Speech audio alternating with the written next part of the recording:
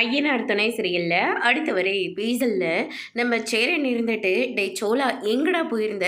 Night உனக்காக எவ்வளோ நேரம் காத்துட்டு இருந்தோன்னு தெரியுமா?" அப்படின்ற மாதிரி சொல்கிறாங்க. சோழன் இருந்துட்டு, "ஆமாண்ணே ரொம்ப நல்லா காத்துக்கிட்டு இருந்தீங்க. நான் அத்தனை வாட்டி கதவை தட்டிக்கிட்டு இருக்கேன். ஆனால் யாருமே திறக்கவே இல்லை தெரியுமா? சரி அங்கே கீழேயாச்சும் போய் கேட்கலான்னு பார்த்தா அவன் பேசுகிற வார்த்தையே எனக்கு புரிய மாட்டேங்குது.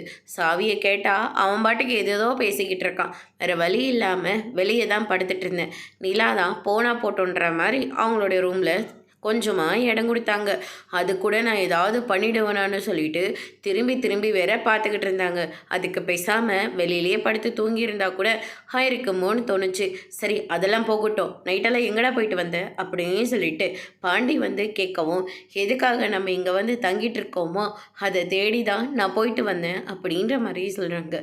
கொஞ்சம் புரியும்படியாக சொல்ல அப்படின்னு சொல்லிட்டு கேட்கவும், பத்திரத்தை காணன்னு சொல்லி நம்மளாம் தேடிட்டு இருந்தோம்ல, அந்த வீடே முதல்ல நமக்கு சொந்தம் இல்லைன்னு சொல்லிக்கிட்டு இருந்தாங்களே, அந்த வீடு யாருக்கு சொந்தன்றதை நாங்கள் தேடிட்டு வந்துட்டோம். அந்த வீடு நம்மளுடைய வீடு தானே அப்படின்னு சொல்லிட்டு நம்ம சோழன் வந்து சொல்லிடுறாங்க. என்னடா சொல்கிற?